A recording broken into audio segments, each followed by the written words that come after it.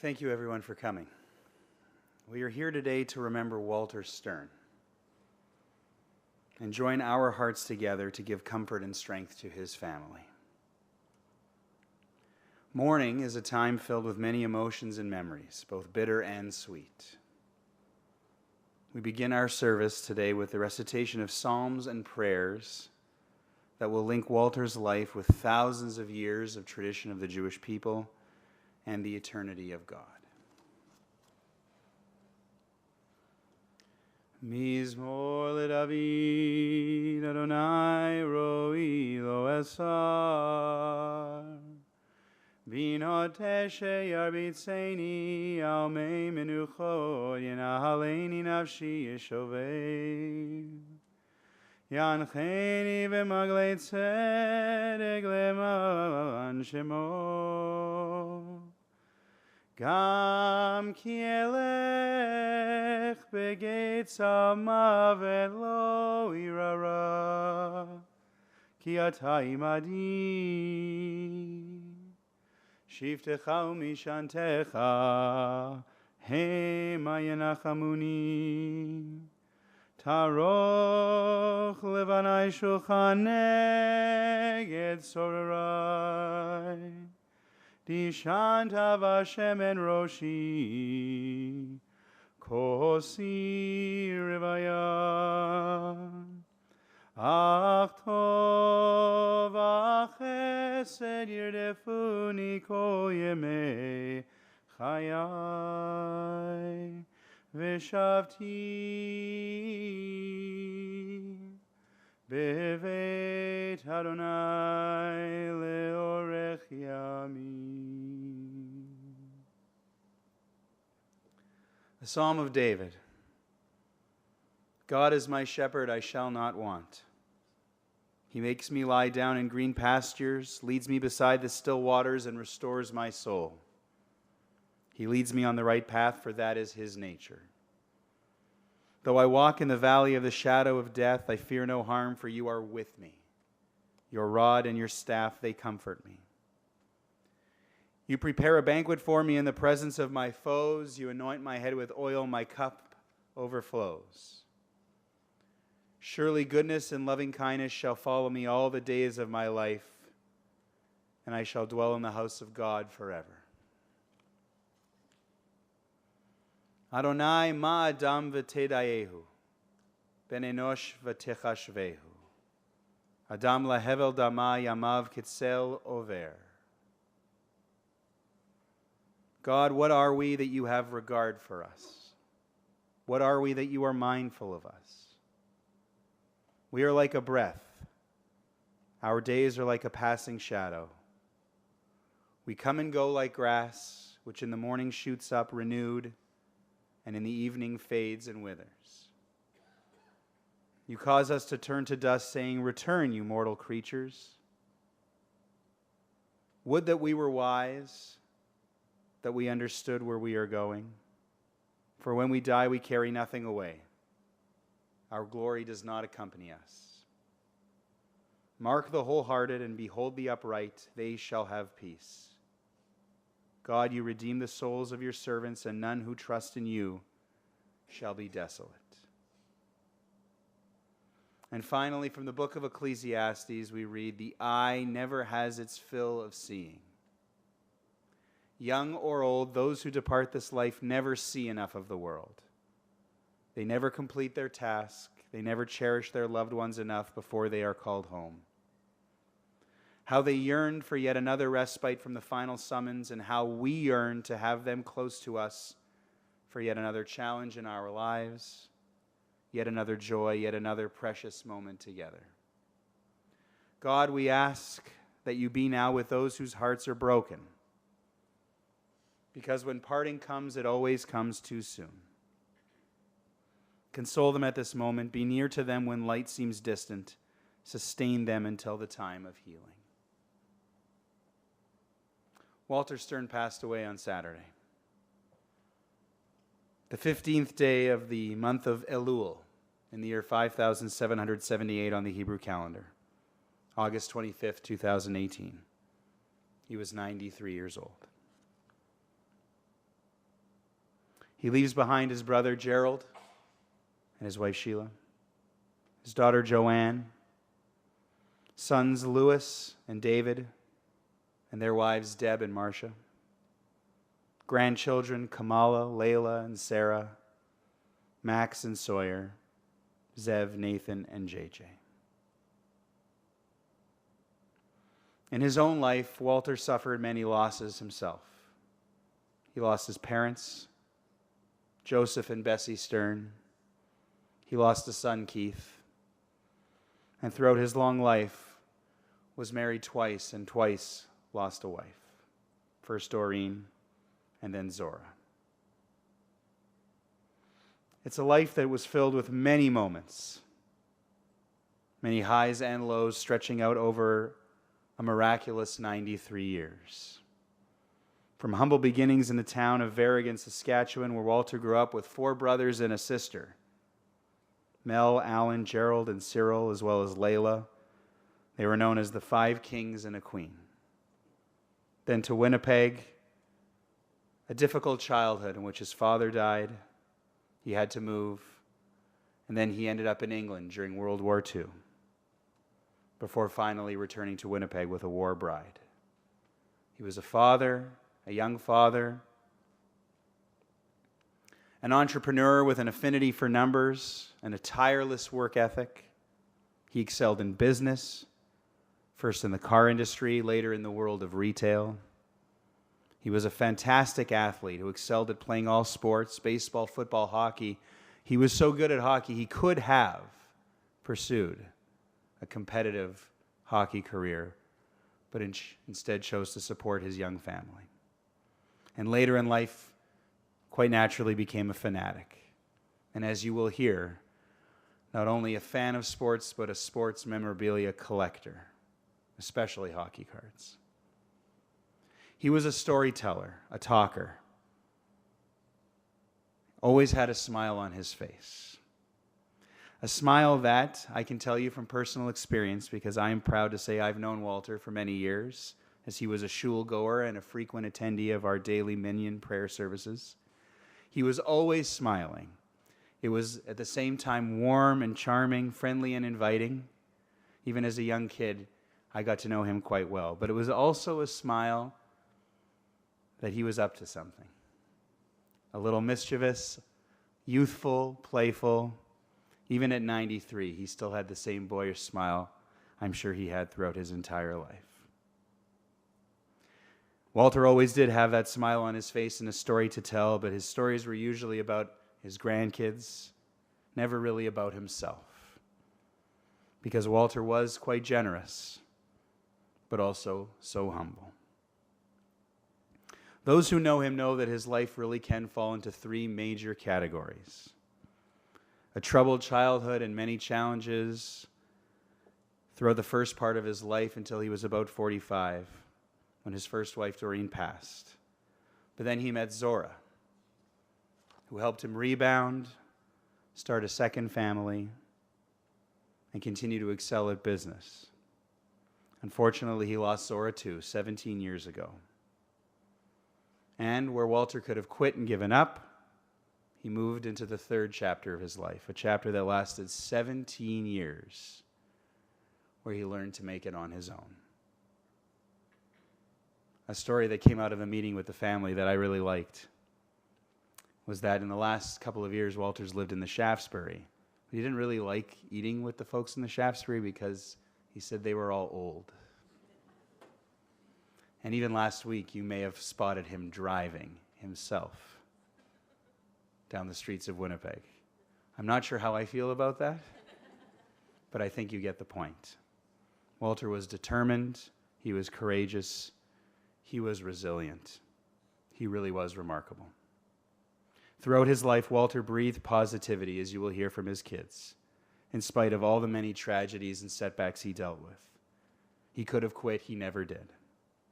He was so fond of the mantra, "Yes, you can," he actually convinced himself that he had coined the phrase. Our purpose here today is to honor Walter, to pay him the ultimate respect and accompany him to his final resting place. to say our final goodbye. Today is about Walter, and so I would invite three people who knew him so well throughout so much of his life, his children, Louis, David, and Joanne. Please come forward and share your thoughts and reflections on an amazing man.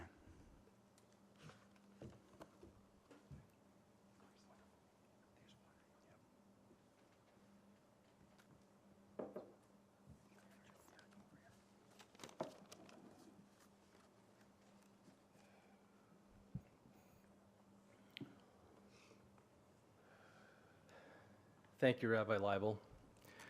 As difficult as today is, your relationship with our family, especially our father, makes this a more tolerable day. The synagogue holds so much meaning for our family. Dad spent a lot of time here after Mom died, and we are comforted to know of not only your involvement, but having it here. We'd like to thank all of our friends and family for the outpouring of support and your condolences.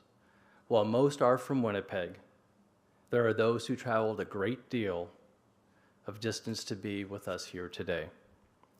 Our sister Joanne and her daughter Layla, our niece from Vancouver Island, my father's brother, Uncle Gerald, and my Auntie Sheila, and their children, our cousins Nancy and Joseph Stern, all made it here late last night or early this morning from Vancouver. Our cousins Mark, Wendy, Matthew, and Jacob Ditlaw from Saskatoon. It's all very special that you could be here today. A special hello to my Uncle Dennis and Auntie Nancy and all of our cousins live streaming. We know that your prayers and thoughts are with us. We'd also like to thank our pallbearers, Max Stern, Zev Stern, my cousin Mark Ditlov, David Pfeffer, Cyril Labman, and Ben Burkle. Having you help take our father's final few steps on this earth is a very special for us, and we are honored that you've chosen to do this. We would like to also thank the staff at the Grace Hospital, all of whom helped make Dad's final hours as comfortable as they could. They were kind, patient, and sincere, much like our father. Finally, Dr. Mohammed, who has been our father's primary care physician for well over 40 years. You are kind, patient, and understanding, and most of all, you listened when he needed some help.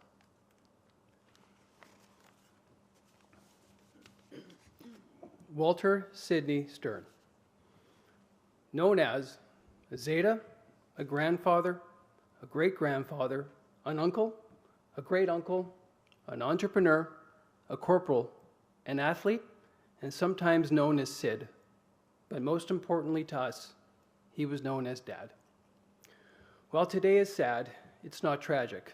Our mother Zora, Joanne's mother Doreen, and Keith, our dad's first son, all dying from cancer before their time. That's tragic. Considering some of his health struggles over the last couple of years, having Dad in our lives for as long as we did really has been nothing short of amazing. If you're lucky, you get to grow up with parents who love you and provide for you. If you're blessed, you get unconditional love sprinkled with unrelenting advice and Jewish guilt from a strong mom mixed with a really nice, super athletic and genuine dad who could teach you what the school couldn't. We were blessed. For those of you who don't know, Matthew said it, he died on August the 25th in the morning. Our mom died on August the 25th, 2001, some 17 years later to the day. We are almost sure that they passed in the same hour. Dad didn't suffer, and we were by his side, holding his hand when he peacefully passed away. I am also sure that the minute he reached heaven, he was greeted by Zora, who promptly asked, "What the hell took you so long?" Today is a celebration of Dad's life. It's hard to compress 93 years into a short length of time, but we are hoping to leave you with a sense of who he was and what he meant to our family and what we meant to him. Dad was a very genuine, happy, and sincere person. Despite having many reasons to believe that fate had turned its back on him, he kept positive and always had a smile on his face. Dad's father, Joe, died shortly after Dad's bar mitzvah. With many mouths to feed, his mother sent Dad away to live with the relatives in Winnipeg. Although the Baker family was a loving and supportive family, being away from home after his father's death was not a great way to start his teenage years. After 2 years in Winnipeg attending Daniel McIntyre Collegiate, Walter enlisted with the RCAF at the age of 16. That fall in 1941, Dad headed off to war. Over the next 4 years, he saw things and experienced the worst that humanity had to offer. He lost many friends, and even during his later years, very, very rarely spoke about his overseas experiences. Towards the end of the war, while out on leave, Walter met his first wife, Doreen Eaton, at the Hammersmith Palais. The young Walter, now 21 at the time, came back with Doreen Eaton and made a life, having 2 beautiful children, Joanne and Keith. And then tragedy struck and Doreen died suddenly from cancer when Joanne was 17 and Keith was 13. He met and then later married Zora Ditlov on November 13th, 1966. On December 19th, 1968, Dad, at 45 years old, was staring at a newborn baby boy. I had arrived. Filled with joy and excitement, he was certain that he was misunderstanding the head nurse when she repeated several times, "Wait, there's another one coming." My father replied, "Another what?" The nurse then congratulated him on twin boys, and I can tell you to this day, he was absolutely in shock for the first several months that the Stern boys were home. Growing up, it was our mom who ran the show. Anyone who ever tells you anything different really doesn't know our family. Her love could be completely overwhelming, and at times she was the best thing for my dad.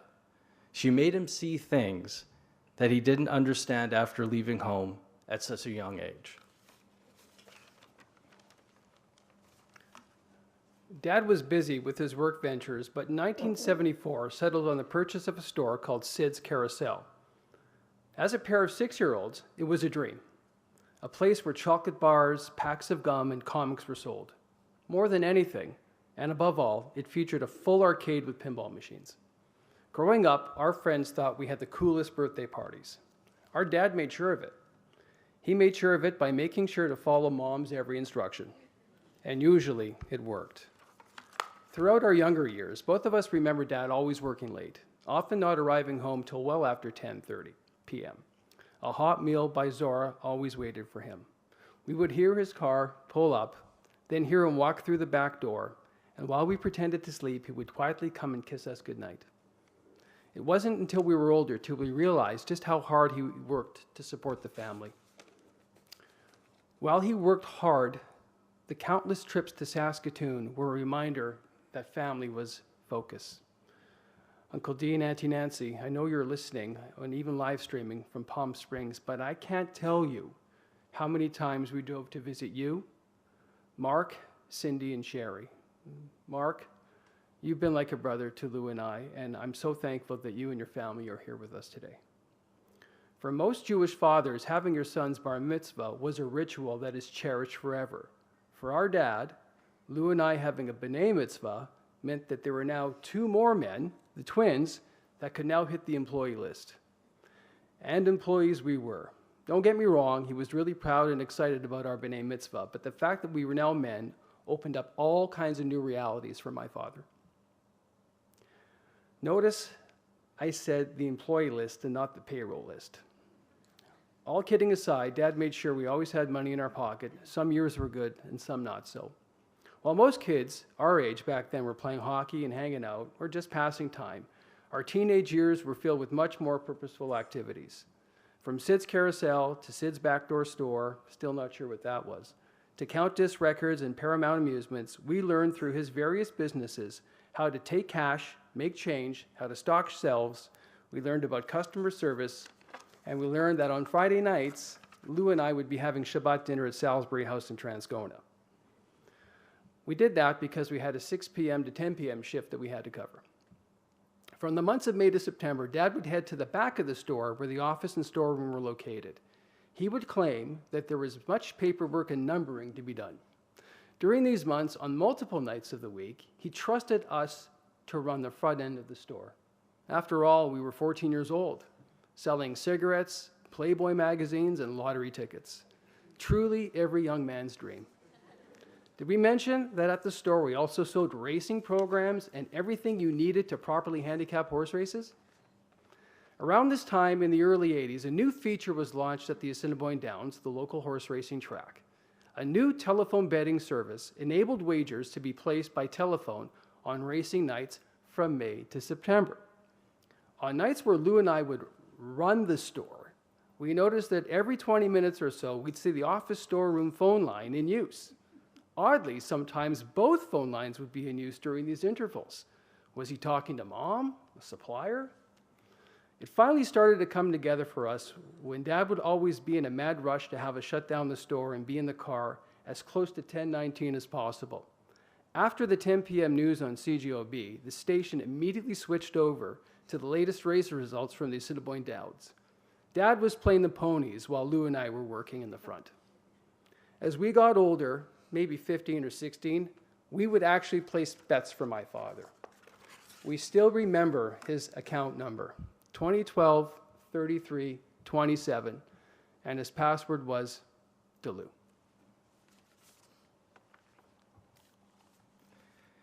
As we got older, we spent more time with Dad. After all, he now found us interesting. He made it a point to attend almost every football game we had. He never had anything negative to say about how we played, even if we played horribly. I really can't remember any one time where he said we should have had done more than what we could have done. He just really had a lot of positive energy. Everyone called my dad Sid. Customers for years thought it was his name, and most of our friends from our junior football days and university football days called my dad Sid. The name actually suited him, and David Pfeffer, a fixture in our home since the age of 15, probably started it. Pfeff, it goes without mention that he truly loved you like a son, and we love you like a brother. From our early 20s into our 30s, Dad and I had season tickets to the Bombers. In fact, most of the guys we played with, Dale and Jordy are here today, coached, and Section Y was our home. They all knew how great of a guy my dad was, and Jordy Wilson and Dale Dreger and even Pfeff would have gladly traded David and I away for more time with my father, Sid. We loved going to games. He was really one of the guys in that environment. Can't even begin to tell you all about the Grey Cup parties we had and we shared with our friends and my mom and dad, many of them at our parents' home.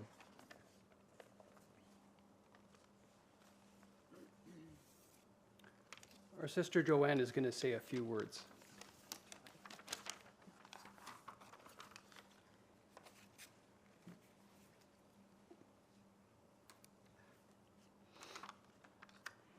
I want to share with you a story about my dad. To show you what length he'd go to protect me. When I was 13, I had a very good friend, Judy Martin. The year was 1960, and Judy and I told our mums that we were spending the night at each other's house. When Sophie Martin, Judy's mum, called my mum, Doreen, she asked how the girls were doing. Well, my mum answered, "I thought they were with you." Then the crap hit the fan. Both of our dads very soon after got involved, and after some coercion, most likely by my dad, Judy's older brother spilled the beans as to where the girls really were. Dad never started any fights, but all I remember as a young girl is knowing that he finished every one of them. In a dance hall in Elfrost, Saskatchewan, 45 minutes or so away from Wynyard, at around 1 o'clock, the doors broke open and Dad and Cliff Martin created what I could only describe as a scene. Dad grabbed both of us by the back of the necks and took us home, where there was a significant grounding, of which, of course, I totally ignored. While I took great pleasure in keeping my dad up at night, I know now that no matter how mad he got, he was trying to corral a wild pony. Looking back, I feel that Dad tried to instill the values in me that he may never have been able to have instilled by his dad.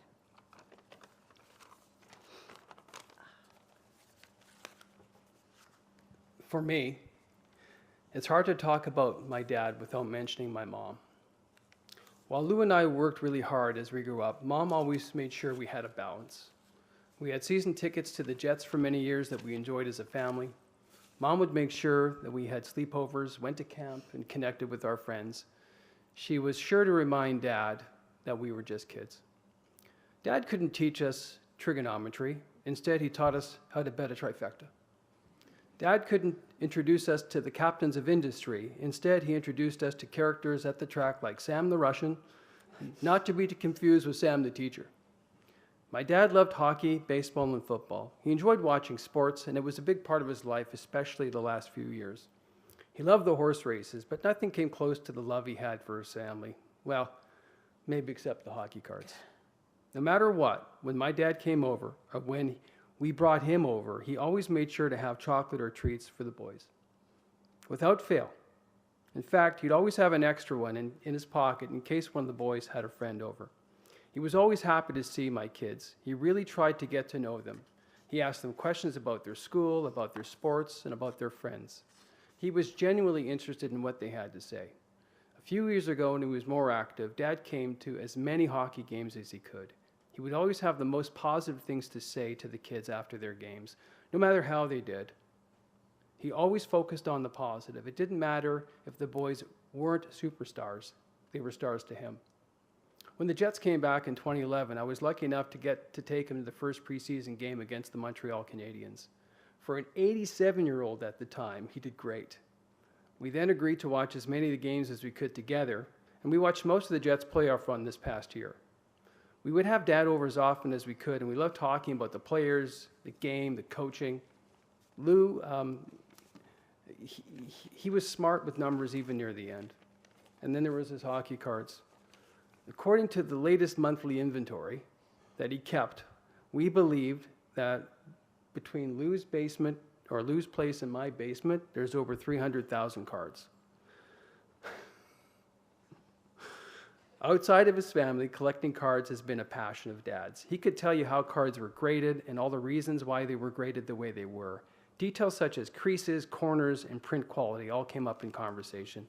His attention to detail, even over the last few weeks, was still as sharp as ever. If you were to ask him, he would tell you that collecting cards kept him alive and relevant. In fact, his passion for hockey cards made him popular with my boys, who could count on him for trivial player stats. 2 years ago, when we moved him into the Shaftesbury, we allowed him a small collection of albums, maybe 12, given the limited space. The deal was, when you finished with an album and you returned it, you'll get a new one, just like the library. It's very simple. We were convinced that our plan was going to work and that this massive collection would stop growing. The plan immediately started to fall apart, as each time he'd come over, he'd ask for another album. I just couldn't say no, but there were times when I threatened to pack up the entire collection and dump it off at the Shaftesbury. At last glance, the 12 albums that he started with has now turned into over 40. Collecting cards really helped him pass the day.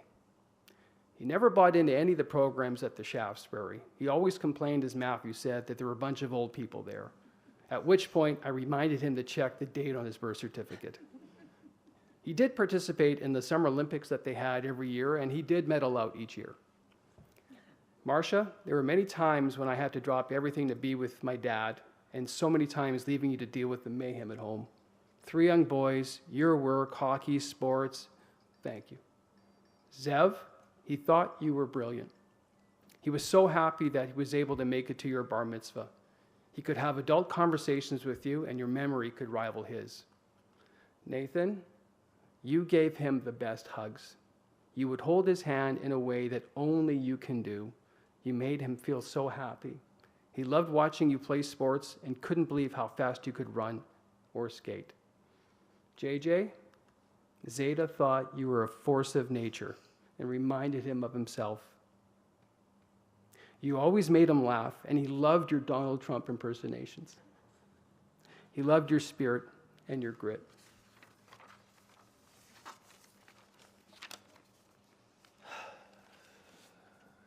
My father had 17 years with us after the passing of my mother. He had the strength and courage to pick up and move on, the sense to understand that he still had hockey cards to collect, a condo to move into, Shabbat dinners to attend, and a family to cherish. He was still very much needed. There would be an entire new chapter in his life that included many trips to Scottsdale and Los Angeles, and then the final return of me and my family back to Winnipeg 3 years ago. It seems like a lifetime ago when I told my father that we were moving to the United States. I was worried about telling him and concerned that he would not take the news well. My conversation went something like, "Dad, we're moving to Scottsdale." I was expecting to see sadness and sorrow. However, his eyes lit up and he smiled, hugged me, and said, "That's wonderful news, Lewis. When are we all moving down?" We both laughed, and it was just like him to take the bad news and sprinkle it with a sense of humor. When my father would come visit us, he always had a genie's cake, Smith's salami, and presents for Max and Sosie. The day of arrival always meant at least an hour-long story on his travel day. Who he sat with, the temperature on the plane, and how he carried the genie's cake by hand and on his lap. No one else could do that. It was his pleasure just to make sure that his grandkids had a piece of home. They loved seeing their Zeta. I loved seeing my father. And Deb loved seeing her partner in crime and her special friend. When in Scottsdale, he would be chauffeured around to every sports card shop in Scottsdale, Phoenix, Mesa, and Tempe, looking for that one special card, which he never bought. He was on the sidelines for Max's football and baseball games and Sosie's cheerleading competitions. Costco was always included, and the shopping cart would magically fill up if Deb turned her back for more than a minute. Secretly, we just loved having him. My father was truly the king of overstaying his welcome, and we loved it. Sometimes he would come for a short visit, 19 days, and sometimes it would be much longer. After 27 days of Walter being with us, with no signs of going back to Winnipeg, the conversations usually went something like this. "Oi, Deb, it just doesn't make sense," my father would say, as he looked over her shoulder at the computer screen at the WestJet website. "I'm sure I booked the return ticket. I'm almost positive. Let's try again in a couple days." It was just a few more days that he was managing to hang on to, trying to stay at his winter home, our home in Scottsdale. They say that it takes a community to help raise the young. I would argue that because I believe it takes one good daughter-in-law to care for a sometimes stubborn Jewish man who had the penchant for blueberries, licorice, and Diet Coke. Deb, you were so good to him. The countless meals, the visits when I was out of the country, and most of all, your true patience. Max and Sosie, you enjoyed a great relationship with your Zeta. I would often hear Max talking to Zeta on the telephone, and I'm so happy that the both of you got to connect with him, especially after Max got his driver's license. I love that you often went to Subway to pick him up a sub sandwich and then went over to his place and probably just watched sports or CNN. But it really did brighten up his day. My conversations with my father and Sosie went something like this. "Sosie, it's your Zeta. Hi, Zeta. How are you? Sosie, I'm fine. How's your brother Max? Is he playing more sports?" My father truly had no connection to my daughter whatsoever, but loved her just as much. The evening before he passed, Deb and I picked him up for dinner. I made him a Caesar, a drink he had not had in a very long time. We sat outside. He enjoyed the sun on his body, and we talked, we laughed, we ate, and then we chatted about coming to synagogue, this very place, the next morning. And then we all agreed that we would call him at 8:30 in the morning. He had left his cell phone at our home. He had forgotten it. It's something that's never, ever happened in the years that I've known him. Maybe it was a sign looking back at it all. Was he ready to leave us after such a wonderful evening? Dad, I've spent my entire life working as hard as you did for Mom, David, and myself. My family and I moved back so we could be with you during your great times and your bad. And now, we're with you. We love you and we'll miss you. And we'll make sure your name lives on.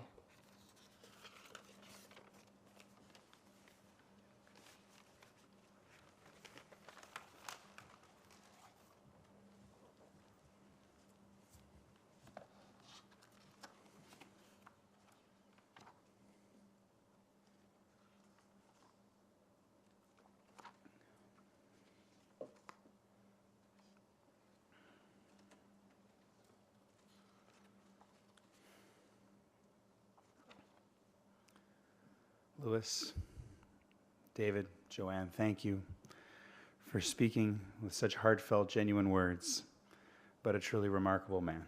His memory will live on as a blessing. I'm always fascinated by Hebrew names. Walter's Hebrew name, Zev, the wolf.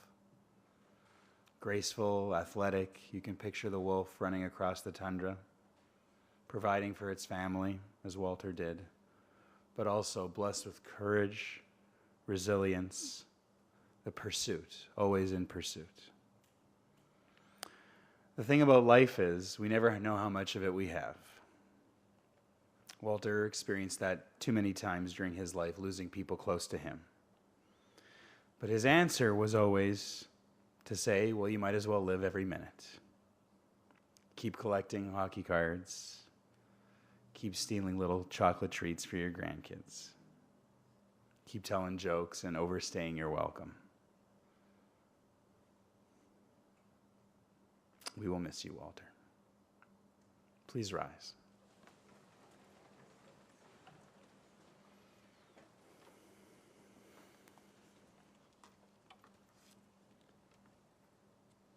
El Malei Rachamim, Shochein Bameromim, Ametzei Menucha Nechona Tachat Kanfei HaShekhinah, B'malot Kedoshim Uteorim, Kezohar Arakia Mazhirim, Et Nishmat Zev Ben Yosef Halevi Ubatya, She'alach le'olamo,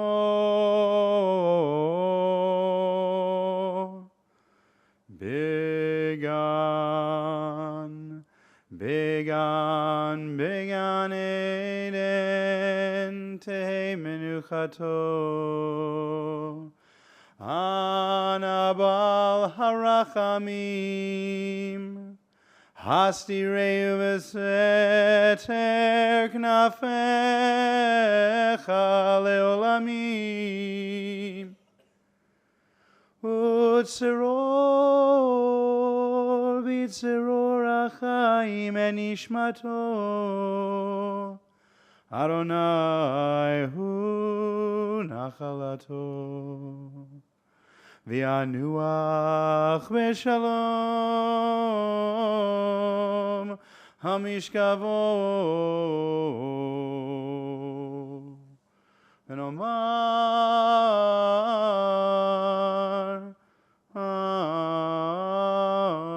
Amen.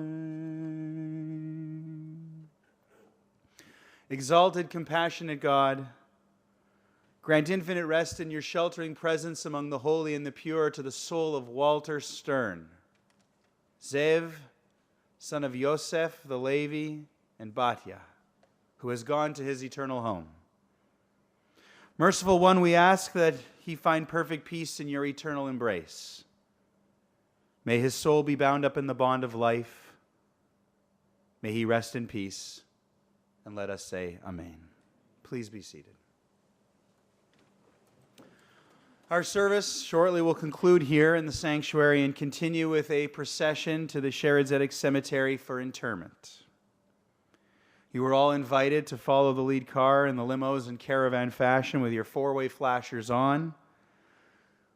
Just want to remind you to keep in mind we will still stop for all red lights along the way.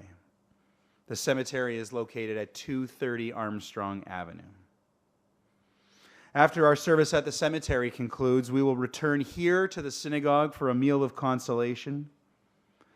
As our focus as a community shifts from honoring and respecting our beloved Walter to comforting the loved ones he leaves behind, who are now entering a state of mourning. Walter's family will be receiving visitors in observance of the ritual of Shiva. Tomorrow night, Shiva will be observed at David and Marcia's home, 681 Park Boulevard South, beginning at 7. On Wednesday, Shiva will be observed at Louis and Deb Stearns' home, 193 Lindenwood Drive East, again beginning at 7. The family will be davening here at Shered Zedek at 6 o'clock tomorrow and Wednesday before Shiva visitations. They will also be davening at 6 o'clock this evening after the meal of consolation, if you'd like to stay. Our purpose again here is respect, accompanying our beloved to his final resting place. And so we have a custom here at the Shered Zedek. In a moment, I'll excuse the family and the pallbearers to leave through the chapel. When the doors at the back are open, we invite all of you to form 2 rows on the steps of the building. In this way, the casket really can pass through family and friends on the final journey to the cemetery. Again, we want to thank you for coming this afternoon. If you choose not to follow us to the cemetery but to stay here, given the time of day, I would guess that we were probably about an hour and a half before we'll be back. Thank you again, everyone. Thank you for coming for Walter. I would now invite the family and the pallbearers to exit, and then we'll open the doors at the back of the sanctuary. Thank you.